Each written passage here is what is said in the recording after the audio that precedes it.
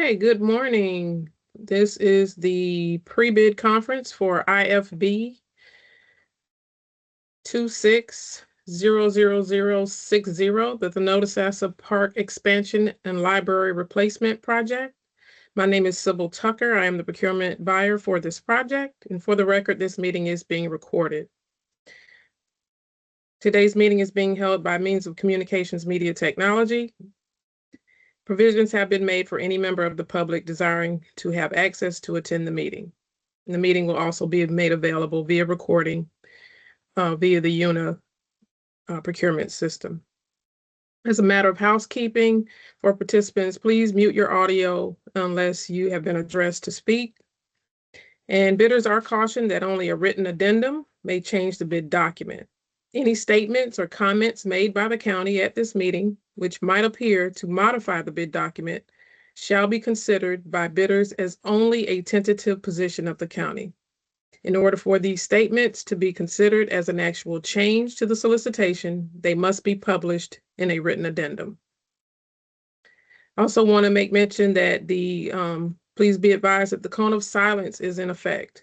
Any bidders should not contact any employees other than those identified in the cone of silence clause in the bid document. All questions should be submitted in writing via the vendor discussions in UNA.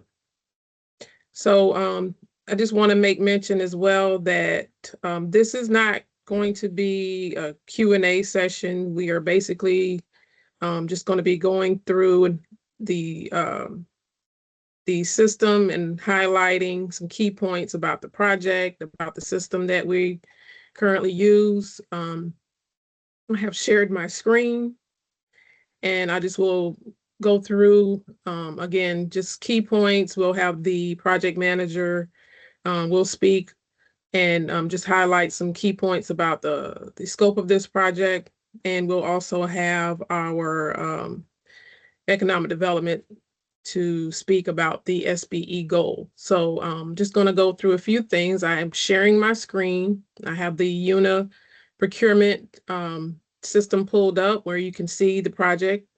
Again, this is the Thonotosassa Park Expansion and Library Replacement Project. Currently, the close date, or the date that the bids are due is February the 17th at 2 p.m. Again, it's February 17th at 2 p.m. And all bids are to be submitted electronically through this UNA portal platform. For those of you that may not be familiar with the platform, please make sure that you familiarize yourself enough by way of contacting us or reaching out to UNA. Again, UNA is the platform that we use, also formerly known as Bonfire. And they do have help features to assist with getting familiar with the system. However, you can call our supplier engagement team for further assistance if necessary. As we move further down the screen, we do have a project description. We do have the estimate here for the project. This project does have an SBE goal of 12%. Again, we will have economic development to speak on that in more detail. Currently, the questions are due 14 calendar days from the date of the site visit. We are scheduled to have a site visit on Friday, so that 14 calendar days will start from the date of the site visit. So please be mindful that your questions need to be submitted within that time frame, preferably sooner rather than later. Please try not to wait until that 14th day to submit your questions. We would prefer that you submit them early. That way we can get the responses out earlier rather than later. We would prefer not to have to change the close date. So we are trying to keep within this February 17th submission deadline date. So as I move further down the screen, you will notice that we have the supporting documentation. This is going to be all of the documents affiliated with this project. We have the contract terms and conditions, the drawings, special conditions, technical specifications, all of the forms that are either required or are contract administration forms as they are identified here. Please be mindful of the documents that have to be submitted with your bid. Your bid bond must be completed and fully completed and executed, submitted with your bid, as well as anything that's designated as submit with offer. That's going to be, again, your bid bond, the Florida Trench Safety Act form completed, the SBE subcontractors material suppliers list form completed. Make sure it's completely filled out as instructed. We have provided now a tutorial. It's a video that you can watch to assist you with completing that SBE material subcontractor suppliers list form. So please make sure that you are watching that tutorial video and familiarizing yourself with that, how to complete that form. It's very important that you do that. As we move further down the screen, we have the requested information. Again, these are all of the items that designate what's required to be submitted with your bid. That's going to be your bid table, basically your bid form with where you'll be inserting your prices. The bidder acknowledgments, you have to complete that as well. Deviations, it's optional. We do encourage you not to submit deviations as it may cause your bid to be rejected. So keep that in mind. Again, the forms that are required to be submitted are identified as required. Anything that's optional is designated and identified as such. So please keep that in mind that when you're filling out your bid. We do have our document takers. This is more or less your plan holders list. This is going to be the firms that have looked at or downloaded the documents for this project. So you may want to familiarize yourself with this. If we have any subs on the meeting, you can use this as a networking mechanism to reach out to some of the primes to possibly partner with. If you click on view, their information is populated here. So you can see, you can get phone numbers and email addresses here. So again, this is a tool that you can use for networking with primes and or subcontractors. As I move further down the screen, we do have an area where primes or general contractors that are interested in this project or may be intending to bid, they have populated their information here. And again, this is another tool for you to network and reach out to the primes to possibly partner with for subcontracting opportunities. We have our subcontractors interested subcontractors area, same thing. This is the way for the primes now to reach out to some subcontractors that you can partner with or use to possibly help you meet that SBE goal. Some of them have identified themselves as such. You need to verify that as well to make sure they are indeed SBE certified. So again, this is the area where you can utilize to partner with subs and or prime contractors. So before I move any further, I'm going to go ahead and let our SBE representative speak about the SBE goal. Diana, you want to introduce yourself and proceed at this time? Thank you, Sybil. My name is Diana Walker, and I'm a Special Projects Coordinator and Goal Compliance Officer with our Hillsborough County Small Business Enterprise Division. I'll be going over a few of the important SBE goal-related pre-bid requirements. As Sybil mentioned, there is a 12% SBE goal that was set on this contract, and it's on the overall contract dollar value. Bidders are required to submit their completed subcontractor material supplier list, also known as the SBE-1 form. And specifically on the SBE1 form, you want to ensure that you're listing all of the SBE firms that are going to be utilized along with their current certification. If they are registered with Hillsborough County, we don't necessarily need their certification, but if they're registered with City of Tampa, Pinellas, Polk County, sorry, not Polk, Hernando County, we would need a copy of their certification that they're registered as an SBE with them to be able to approve a reciprocal if they have not received one previously. Along with the SBE1 form, you will need to upload a letter of intent for each one of those SBEs that you intend to use on this project. You are required to use the county's SBE division letter template that is provided as well. When filling out the letter of intent, make sure to print the full name of the contractor and subcontractor, not any abbreviated names. And failure to use the county's form, whether it's the SBE1 form or the letter of intent, may result in the rejection of your bid offer. When it comes to the SBE subcontractors participation, you can also consider insurance and professional services firms to be utilized to be able to help reach that SBE goal requirement. And as I mentioned before, if you are using a firm that is registered as an SBE with another government agency, we do need a copy of their certification. But the business itself does have to be principally domiciled in Hillsborough County, Hernando, Pasco, or Pinellas. And trying to see if there's anything else. If you have any questions when it comes to the SBE forms, whether it's the SBE1 form or the subcontractor letter of intent, or need assistance with identifying any SBEs with the different scopes of work, you can reach out to our office.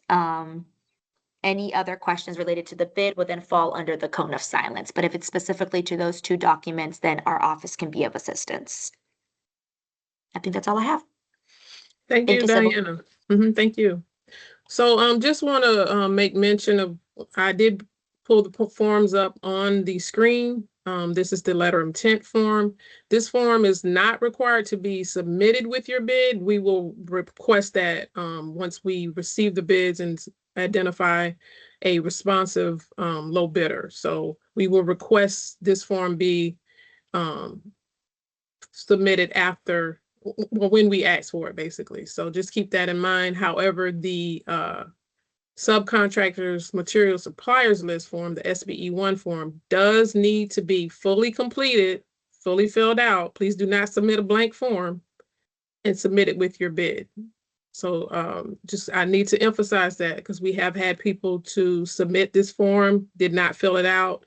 They intended on, using their own workforce or to do the work, and that is not acceptable. You have to meet this goal in order to move forward in the process to possibly be awarded. So just please, I can't emphasize that enough. You have to comply with this part or this requirement of the bid. So at this time, I do want to mention, I did fail to mention that when submitting your questions, we would prefer that you submit your questions through this vendor discussion section. I do want to also make mention that we have received some questions already. They have been provided to the project manager, and the response will be provided by way of an addendum. So keep that in mind. We have received, as you can see here, we have received some questions that we are currently working on preparing the responses to. So we will provide those responses by way of an addendum. I sent out a notice yesterday in regard to the video that I mentioned that we have uploaded into the supporting documentation section, which is that tutorial. So please keep an eye on your emails. If someone has left your company, if your contact person has changed, you will need to update that in your profile, because you will not be, it's possible you may be missing any messages that get sent. So please update your profiles accordingly with current contact information so that, you can't, you say you didn't get it. Well, if your contact person is no longer there and the email address is wrong or something of that nature, well, you will not receive the notices. So please monitor and check your profile from time to time to make sure all your information, your contact information is current, because we do send out notices about addendums. We will send that out through the public notice area, and we don't want you to miss anything. So at this time, I'm going to go ahead and turn this over to our project manager to talk about any items they want to highlight about this project. Bobby, you want to? Good morning, everyone. I'm Amy Jarman with Capital Programs. This is going to be a team effort with Capital Programs and Parks Department. And Swati, do you want to go through some of the special conditions? Yes, thanks, Amy. I'll just briefly highlight the portion of the overall description of the project and some information about the parks portion. Okay, so this is a joint project, as Amy said, with the Parks Department and Library Services, which Capital Programs is overseeing.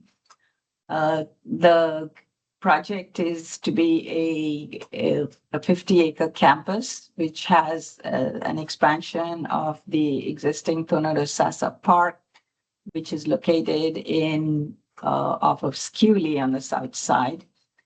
The access to the project site is from Main Street, and we have an approximately 18,000 square foot library building together with two new synthetic turf fields and a new concession building for the park portion. And it's all going to be on one site, which will have joint access parking. There's going to be lighting and a lot of site development that goes with it. We are asking for separate pricing for the various elements. In the base bid, we'll have the site work, which will include all the earthwork and everything else that's required under the site development. But excluding the library building and the concession building and the two synthetic turf sports fields and the field lighting. So that's the site work. And then there will be a separate price for the two synthetic turf sports fields and field lighting. All the site prep work and earthwork and infrastructure for the two sports fields will be included under the site work. The library building will be a separate price. It will include all work associated up to 5 feet outside of the building line. The concession building separately will also be all work associated up to 5 feet outside the building line. Separately, the pricing for the alternates have to be included. We are requiring that every alternate be included, pricing for every alternate be included, because the county is reserving the right to either accept or not accept the alternates. It will be necessary for us to receive pricing for each and every alternate. Currently, if you've taken a look at the bid documents, there are 5 alternates listed. The project includes utilities, all new. It's an undeveloped site, so we have new power and new utilities, water and sewer service for this. There's just briefly touching on the sequence of work and notices to proceed. The property that you're going to be developing is mainly all county owned. However, there's a portion of the development for one of the synthetic turf fields to be on school board property, which is adjacent. So what we have requested is that there will be 2 notices to proceed. The work is basically divided into 2 stages. We have stage 1, which will be the full project work, less the work within the school property. So notice to proceed 1 will authorize stage 1 work. And then notice to proceed 2 will be issued approximately 240 days after notice to proceed 1, which will then authorize the work within the school board property. The reason for this is so that we can leave the school board area undisturbed while the major portion of the work is proceeding. We have required substantial completion 450 days after issuance of notice to proceed 1. And then the required final completion is 510 days after issuance of notice to proceed 1.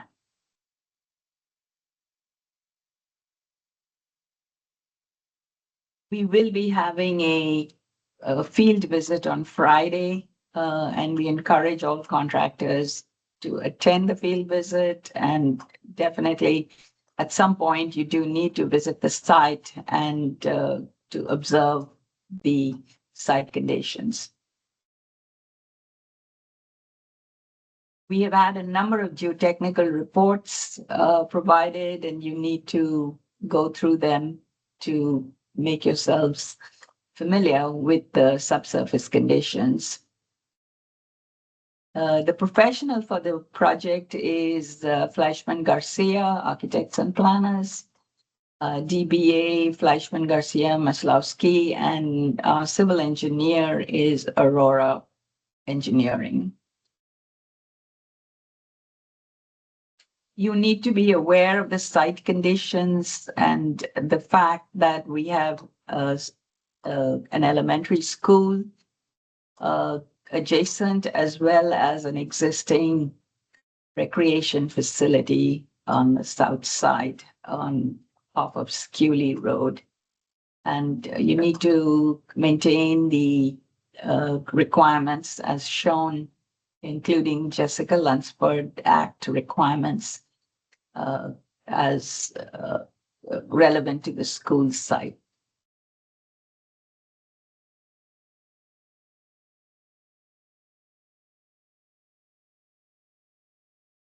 So that is pretty much a summary of the work required, and the 2 turf fields are going to be, new synthetic turf fields with sports lighting. We have a fairly about a 2,700 square foot concession building, associated parking. And I will ask Amy to talk about the library project. Thank you, Swati. Great summary. In general, the library is approximately 18,000 square foot. It's a 1-story library based on a prairie style, Frank Lloyd Wright, if you want to look at it in that way. It is integrated into the overall campus, as you'll see within the documents, but really it's all spelled out in the documents.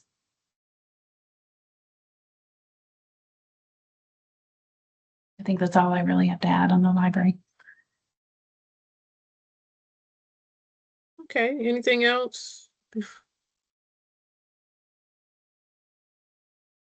Okay, I did pull up the documents that we were speaking from. This, of course, is the terms and conditions document that you really need to go through and familiarize yourself with everything that is required as far as your insurance, your the bonding, All of that information is in this document. The minimum qualifications as far as the license requirements. You are required to be licensed as either a general or building contractor as identified here. Your license must be current, and it must be current throughout the life of the project. So please make sure that you are current with your license and that you have either one of these. It's either or. So you will be required to submit a copy of your license. We do have allowances. The allowances, we will be adding those allowances to the bid, and that is stated here. The allowances shall be added to the bid to the total bid amount by the county at the time of award. So these allowances will be added to your bid total. The basis for award is stated here. Again, you must provide pricing for all of the line items, all alternates. Now, they may or may not be selected by the department, but you do have to provide the pricing. So please be mindful of that. All of the bonding requirements, again, the bid bond is required to be submitted with your bid. Please make sure you are filling out that form completely. You're checking all the boxes. You have make sure your surety is licensed in Florida and all of those things. We would hate to have to kick your bid bond back for submitting an incomplete bond. So please make sure you're completing that correctly and using the form that we have provided. Please do not submit your bid bond on your own form or any other form.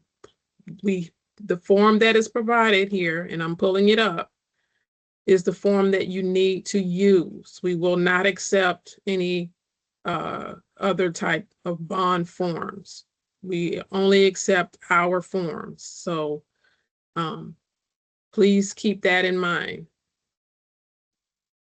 The form, we have the title of the project here. We have the bid number here, and it's 5% of your bid amount. Please make sure you're completing this portion correctly, as well as all witnesses that that we do require that you have 2 witnesses. Please make sure that the person signing is authorized to sign for your company. We do check all of those things. I can't emphasize that enough. We do have, these are reviewed by our attorneys for legal sufficiency. And if your person that is signing it is not authorized, and specifically the person that's listed under your SunBiz, we will kick it back. So please make sure that the person is authorized to sign on behalf of your company, and preferably, again, the person that is designated or identified in your SunBiz profile. All of the boxes as far as the notary, these boxes need to be checked. Whichever one applies, it needs to be checked. This needs to be filled out. The notary needs to be a current notary, meaning that their notary is not expired. We look at all of those things. So please make sure, and also your surety, make sure they are authorized in the state of Florida, and the person signing is authorized on behalf of your surety. I can't tell you enough how many times we've had someone submit and those things are not correct. So all those things keep in mind as you are completing and make sure you submit the correct form. Make sure it's signed all in all areas and notarized as such.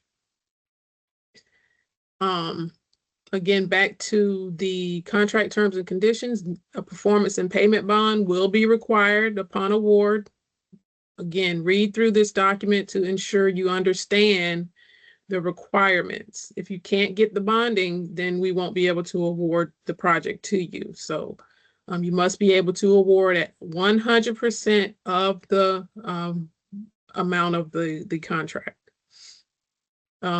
The site visit, again, is scheduled for Friday at 9 a.m. We provided the information here, the location, the address, and we are asking that you park and assemble at near the Thonotosassa football complex. Please be on time. Again, we are escorting you to the construction site because we have to walk to it. And we will, we'll give, wait a few minutes for people to arrive, but we can't have you coming at 9:30 or 10 o'clock because there'll be no one there to escort you to the site. So please arrive on time. We want to start as close to 9 o'clock as we can. This is we're going to be walking over there as a group. So we need you to be there on time for those of you that are interested and in attending. We do encourage you to attend so that you can, see the site. Of course, it's open, but we are scheduling this to walk that site. So please try to be on time. Can I clarify something? The site is not necessarily open in other ways. The school site portion is a secure area, and the developed area for the project is fenced off and locked. So they should come to the site visit on Friday. Thank you, Amy, for clarifying that. So again, if you're interested, you need to attend. It's not mandatory. It does state it's not mandatory, but this is a guided site visit. So you need to be on time and in attendance if you are interested in bidding on this project, because as she said, it's not open. It is not open so that you won't be able to go there on your own. So keep that in mind. Insurance requirements. Insurance will be required for this project. There's a form now that has all of the insurance requirements identified on it. Please review it to make sure that you will be able to get the insurance if you are recommended for award. We will be requiring you to submit that insurance certificate prior to the item being awarded by the board. So again, review everything.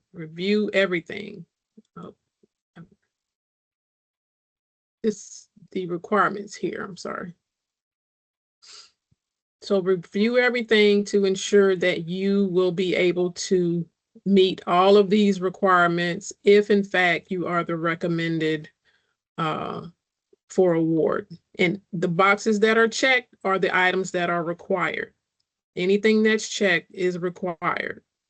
We will request the insurance requirements at the designated time once we have posted that notice of the recommended bidder.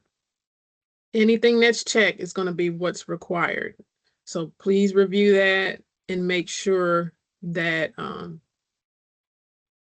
you are able to get these coverages at the designated time.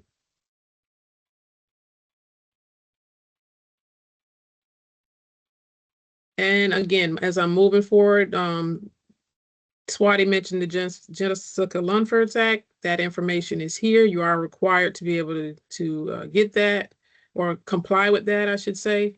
Liquidated damages. Again, all of that information she mentioned is here in this document. You must read through this to make sure you understand what is required. The SBE requirements, all of that information is in here. The goal, 12%, the instructions on if you do not submit the form completed, your bid may be rejected. I can't emphasize that enough, that you must comply with this requirement in order to be recommended for award.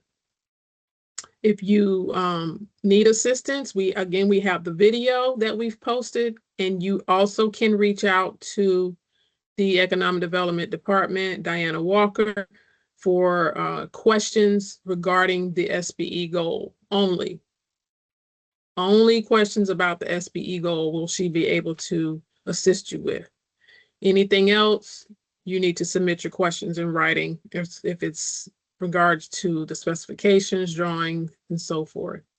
So again, you can reach out to them without violating the cone of silence, only about the SBE goal. So again, I encourage you to read through everything in this document. It's lengthy, but it's full of information that you need in order to hopefully help you be successful with your bid. So with that, again, I just want to mention cone of silence is in effect. Please do not reach out to the architect. That's another thing. If you have a question about the specifications, submit them in writing via this platform. Do not reach out to Fleischman and Garcia or anyone else mentioned in these documents. Do not reach out to the project managers. All questions need to come through the system to my attention. I will get notified when a message has been submitted. The video of this meeting will be uploaded into the supporting documentation section. In case anyone wants to come back and review it, it will be uploaded here. Your bid form, you will download your form.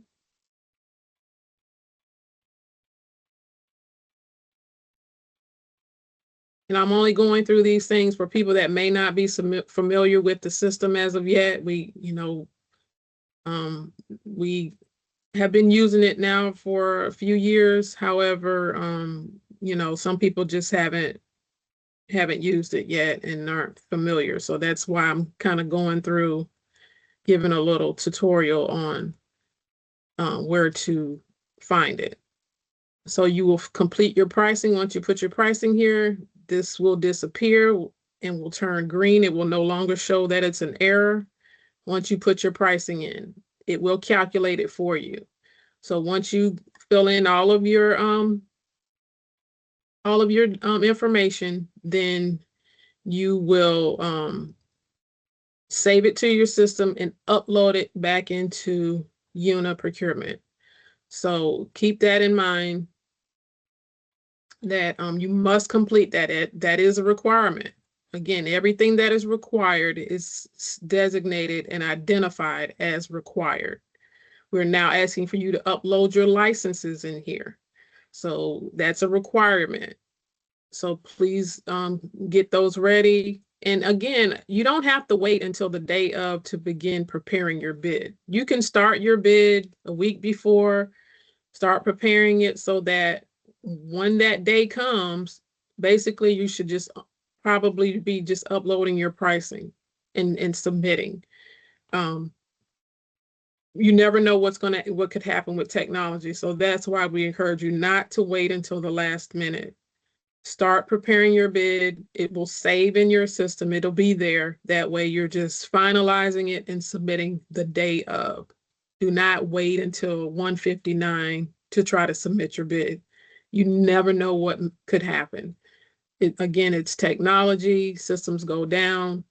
I encourage you to start preparing early and possibly submit your bid early, the day before or the morning of, the early morning of, so that you won't be, so in case something were to go down.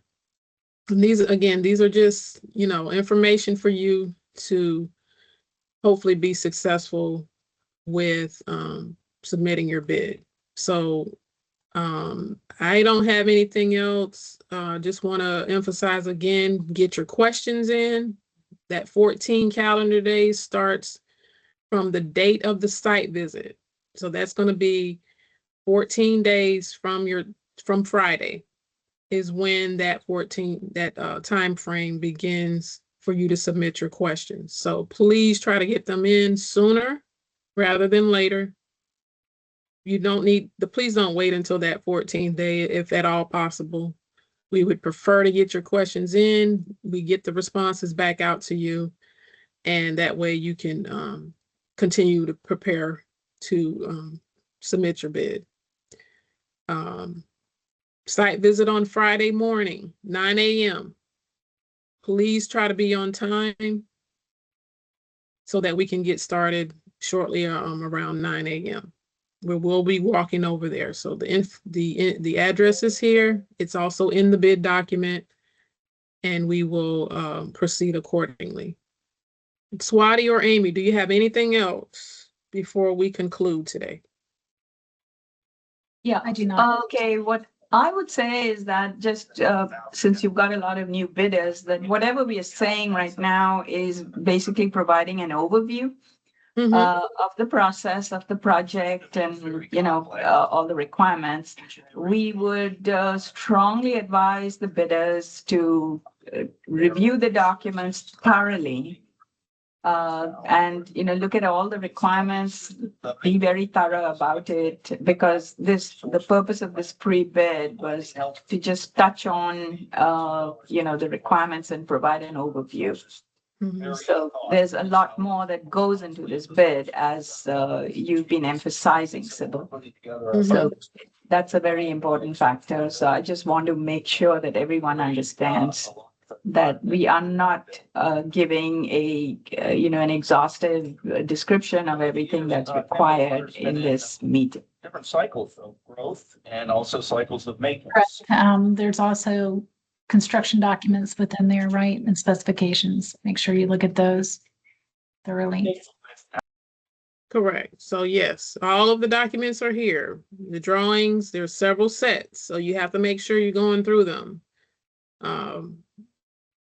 There's several sets also of the technical specifications. It's a lot of information. I mean, it's basically 2 projects in one. So you very well need to go through them carefully and make sure that you have a good understanding of what is required with this project. We're awarding this to one bidder. I do want to emphasize that. This is the bidder will be doing both projects, the library as well as the park expansion. So keep that in mind. We're only awarding to one bidder. We can't emphasize it enough to go through the documents thoroughly. So with that, I don't have anything else. And if Amy or Swati, if you don't have anything else, we're going to conclude our meeting for today. We want to thank you all for your attendance. And we are hopeful that we get some good bids and are able to get this project awarded in a timely fashion so that we can get this project underway. Thank you all again for your time.